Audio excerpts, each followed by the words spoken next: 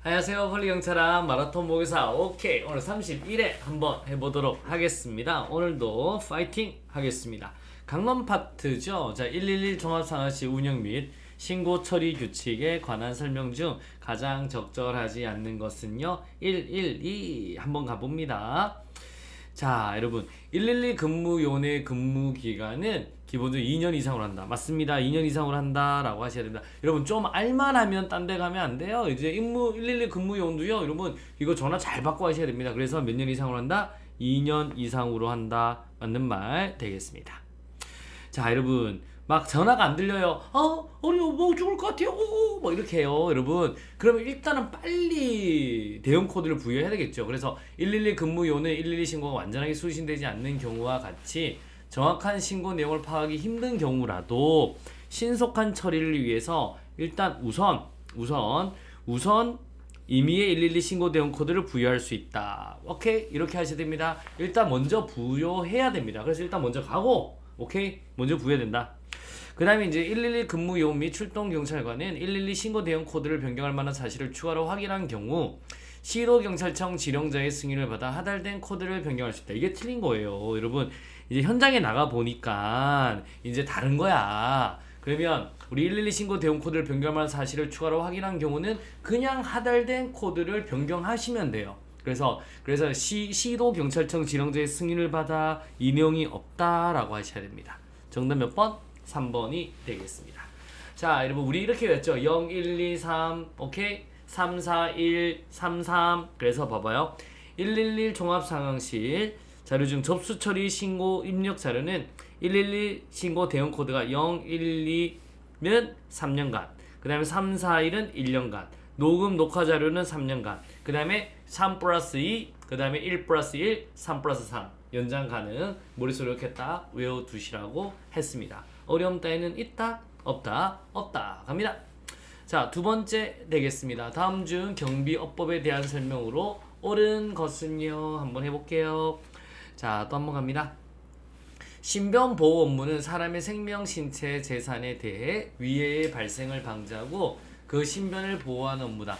여러분, 신변이잖아요. 몸입니다. 몸. 뭐는 빼야 되는 거예요? 재산은 빼야 된다라고 보시면 돼요. 그래서 재산은 안 들어간다. 아하, 그렇구나.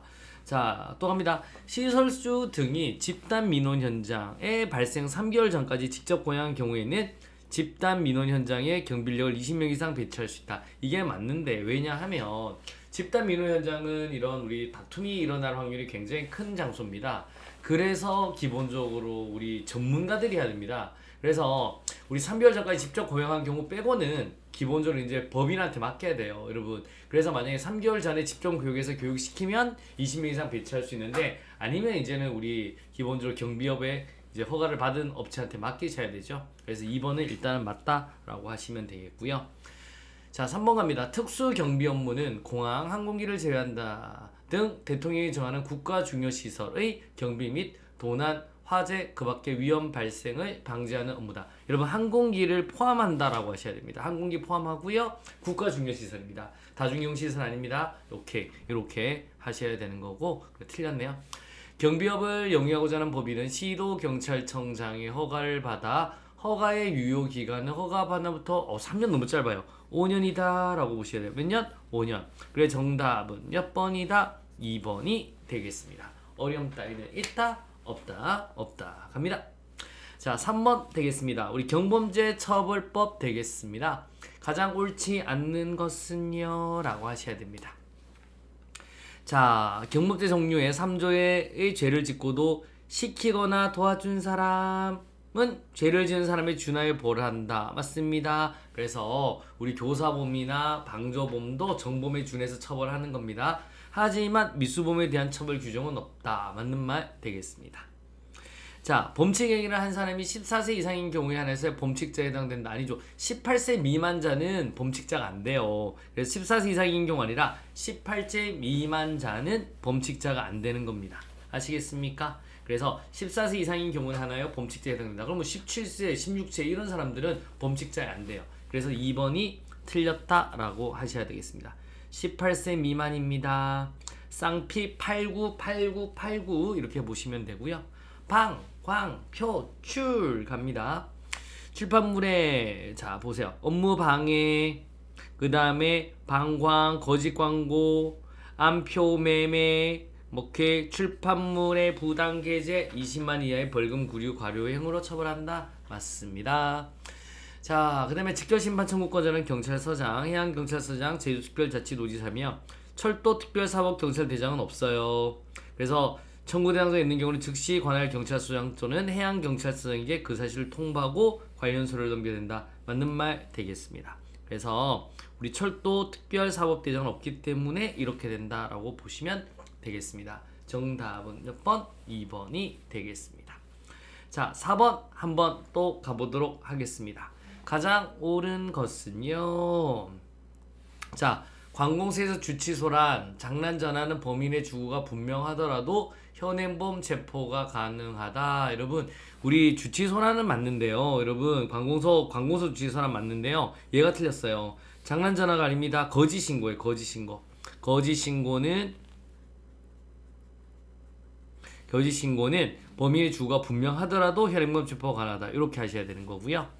그 다음에 여러분 가장 옳은 건 아니고 틀렸고, 업무방해와 거짓광고, 방광, 표출은 20만원 이하의 벌금, 구류 또는 과료형으로 처벌한다. 맞는 말 되겠습니다.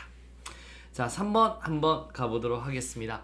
시도경찰청장, 경찰서장, 해양경찰서장, 제주특별자치도지사 또는 철도특별사법경찰대장은 범칙자로 인정되는 사람에 대하여 그 이유를 명백히 나타낸 서면으로 범칙금을 부과하고 이를 납부할 것을 통고할 수 있다. 누가 안 되냐면 시도경찰청장이 안 됩니다. 얘를 빼주셔야 됩니다. 아시겠습니까? 안 돼.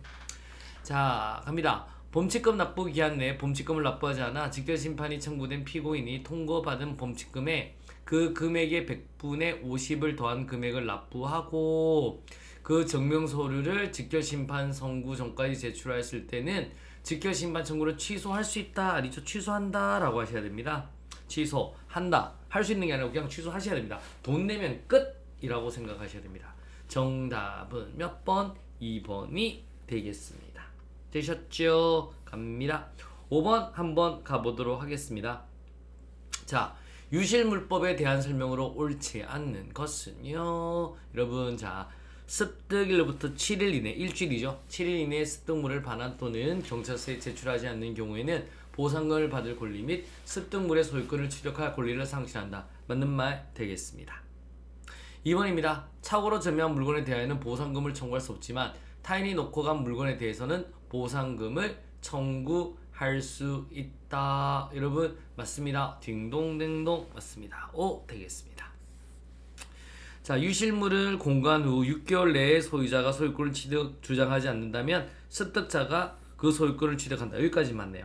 하지만 소유권을 취득한 후 6개월 내에 해당 습득물을 찾아가지 아니하면 소유권이 상이다. 노노노노 6개월이 아니라 몇 개월? 3개월이다 라고 하셔야 되겠습니다. 3번이 틀렸네요. 관리자가 있는 구내에서 타인의 물건을 습득한 자는 그 물건을 관리자에게 인계하여야 한다. 이 경우 보상금은 점유자와 실제로 물건을 습득한 자가 빤찡이라고 하셔야 됩니다. 딩동댕동 되겠습니다. 정답 몇 번? 3번이 되겠습니다. 강론도 이렇게 편안하게 한 번씩 조금씩 봐두시면요 기억력이 유지가 된다. 여러분 오늘도 굉장히 고생하셨고요. 내일 또 마라톤 뛰어보도록 하겠습니다. 수고하셨고요. 내일 또 뵙도록 하겠습니다. 오늘 하루 활기차게 열심히 공부 부탁드리겠습니다. 여러분 우리 내일 또 뵙도록 하겠습니다.